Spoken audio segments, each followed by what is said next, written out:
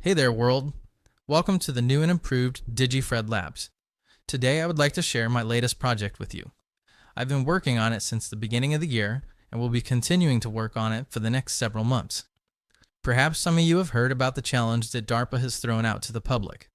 DARPA, which is the Defense Advanced Research Projects Agency, has challenged industry, universities, and individuals to set a new standard in vertical lift performance of unmanned aircraft systems by designing a drone capable of carrying a payload more than 4 times its own weight.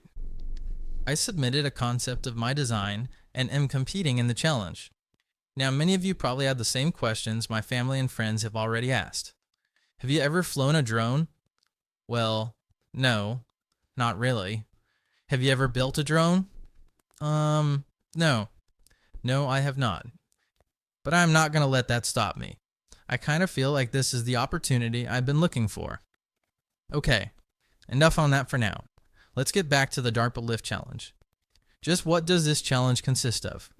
Well, in June 2026, the competition will take place at Flight Fest.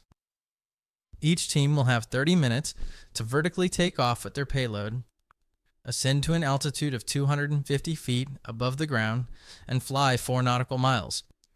The drone will then descend and safely offload the payload before ascending again and completing a 1 nautical mile flight without the payload.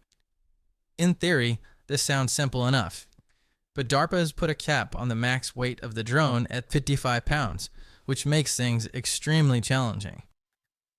There are some additional rules and guidelines that can be seen on DARPA's website for the challenge.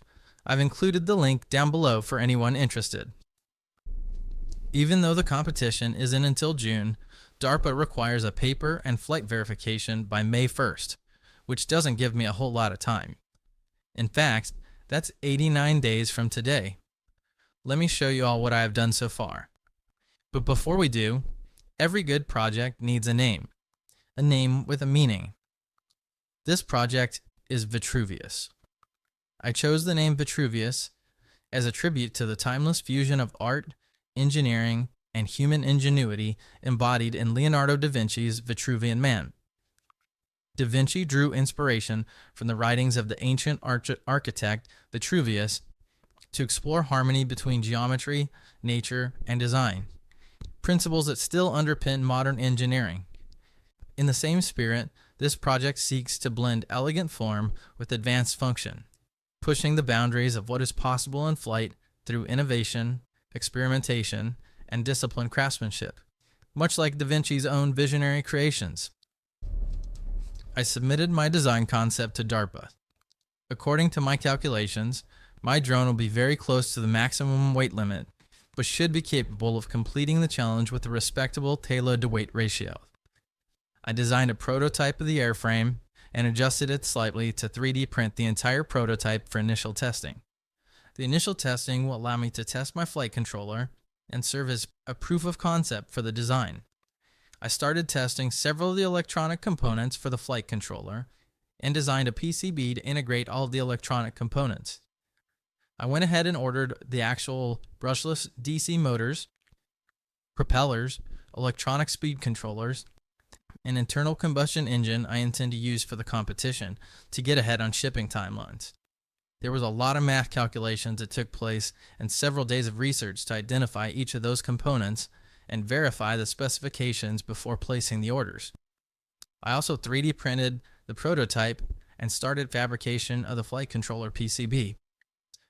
Check out this video that shows everything that's been completed so far.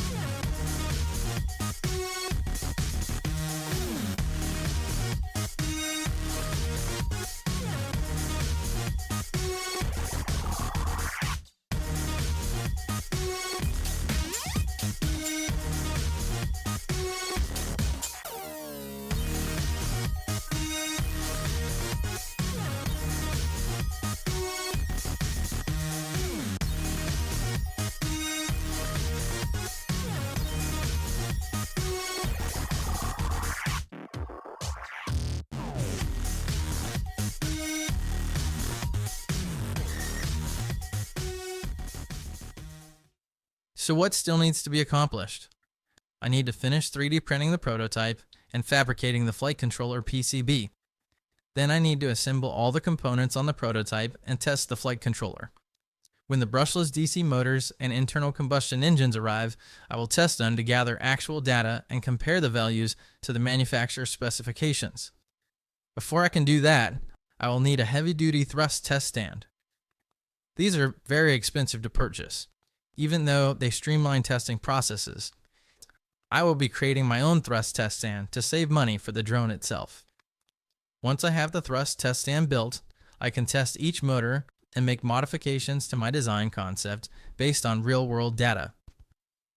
Next, I need to build an alternator and power distribution system to pull power from the internal combustion engine. This is essential to keeping the overall weight of my drone below the maximum limit because battery weight adds up fast, especially with the amount of power these heavy lift drones require. Then I'll assemble the drone and begin ground testing of the entire system. Upon successful ground testing, the drone will undergo tethered flight testing to confirm that every system is fully operational and safe prior to attempting full flight. All of this will need to be complete by May 1st. Like I said, it's a really tight timeline. Luckily, I enjoy a challenge.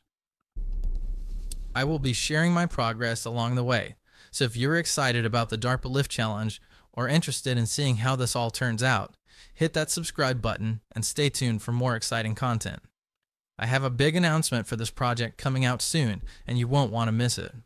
Thanks for watching, and until next time, build, learn, innovate.